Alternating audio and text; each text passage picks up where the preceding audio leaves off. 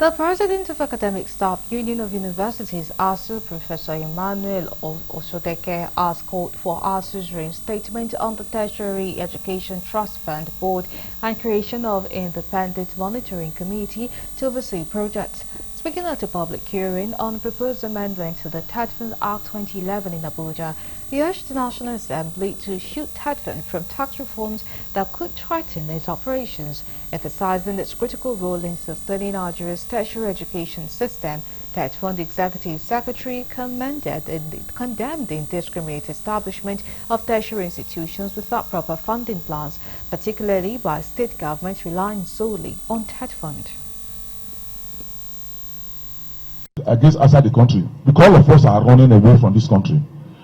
I will give you this. I also have access to the Central Bank Governor Central Bank Report 2023 that between January and August 2023, Nigerians, all of us are fund. We paid the sum of £600 million to British University as tuition fee. If you multiply £600 million by 1,500 naira, it's trillions of naira. Because we have killed our own. We must resuscitate it. Let's forget it for I must put a university in my village, I must put in my constituency. Look, I've told them in the meeting too. A university in Egypt have 500,000 students. One in Turkey. But here, why are we multiplying vice chancellor, multiply council, multiply registrar? State governments, we are just establishing institutions targeting Tetfund. And they are not making any provisions, particularly for capital projects, what is defined here as capital projects, in those institutions. Some of them just pay only salaries of the workforce. There are one or two institutions that they don't even give the school any subvention at all.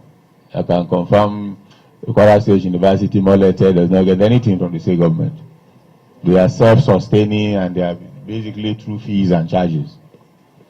So, Tetfund took measures, and it's important to say this, that to cure some of the issues that we are seeing as the basis for this bill. Declaring the hearing open, Speaker of House of Representatives, Honorable Abbas Tajuddin, reaffirmed the House's commitment to transparency and accountability in managing public funds.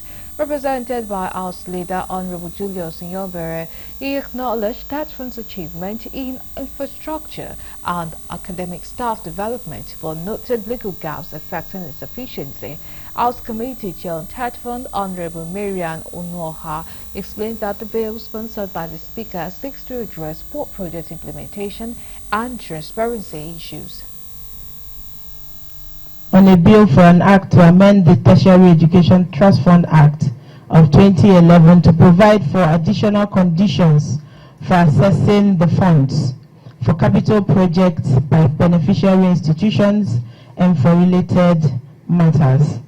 The Speaker, House of Representatives himself submitted this bill for amendments, and upon deliberation it was referred to the House Committee on Tetfund and other services in line with the relevant sections of our Constitution to call for a public hearing wherein stakeholders will make in their contributions.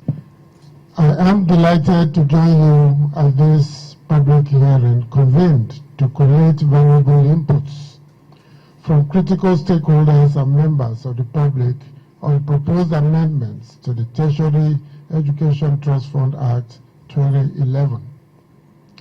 The amendments are meant to, quote, provide for additional conditions for assessing funds for capital projects by beneficiary institutions and related matters, unquote. The total overhead for any university that is appropriated cannot pay the running cost bill of that university for 1 month. It cannot. For 1 month, it cannot. So that is where that is the challenge, because now the challenge of running an institution is not capital projects alone. It's the cost of running, because what a lot of people don't really understand is that the education is very costly, it's cost to run. whether we like it or not, and someone must pay for that cost.